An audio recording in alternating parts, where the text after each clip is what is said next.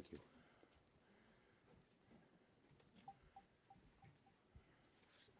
Okay, good afternoon, everybody. And I'm proud to be joined by my colleagues here today. You see everyone arrayed out. And it's great to lead our caucus with these women and the occasional male interloper. Now, for 2 decades, over 2 decades, Republicans across the country have worked to dismantle Roe. They've worked to take away the rights of women who simply want to make their own choices and not be told by some doctor, some senator, some court justice how to treat their bodies.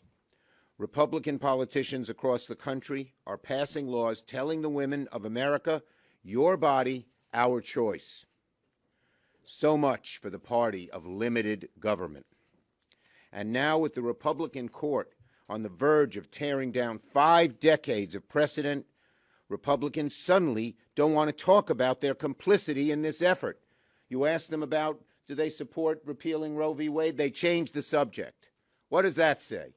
It says they know they're on the wrong side of history and on the wrong side of the American people. And their 30-year effort, they now wish to go underground because they're actually afraid in certain ways that it might succeed. All week, we've seen Republicans try to duck, dodge, and dip from their responsibility for bringing Roe to the brink of total repeal. This is about to change. Next week, the U.S. Senate is going to vote on legislation to codify a woman's right to seek an abortion into federal law.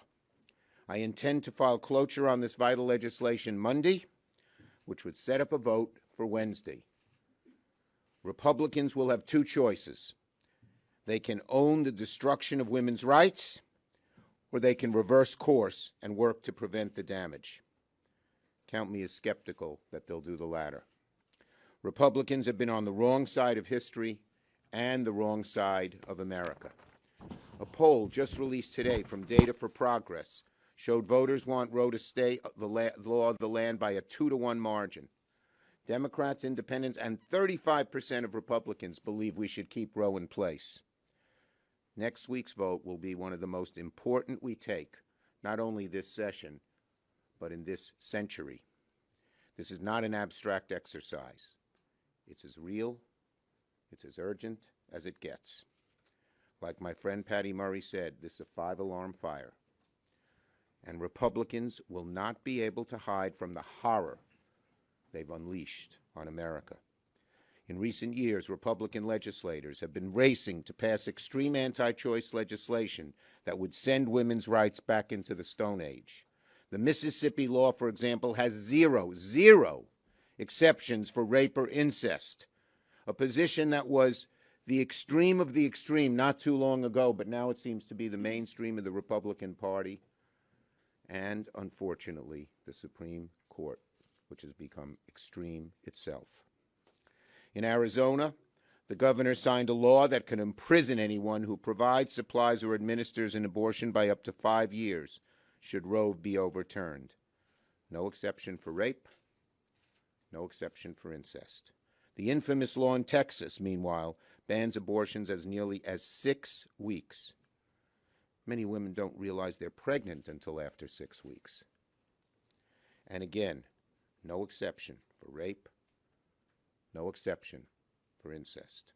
In Louisiana, Republicans are pushing a new bill that would throw women and their health care providers in prison for life. It doesn't stop.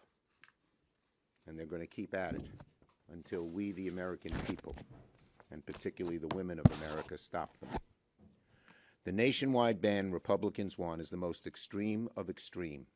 This is what Senator McConnell and Senate Republicans have fought for their entire careers. But they are out of step with the mainstream. Their body language, their answers to questions show they know they are. Americans do not want to go back in time when there were dangerous and back alley abortions. We're going to have this vote this week, and believe me, America, all of America, will be watching. Republicans will not be able to hide from the American people and cannot hide from their role in bringing Roe to an end. Senator Murray. Well, there's no getting around it. This has been a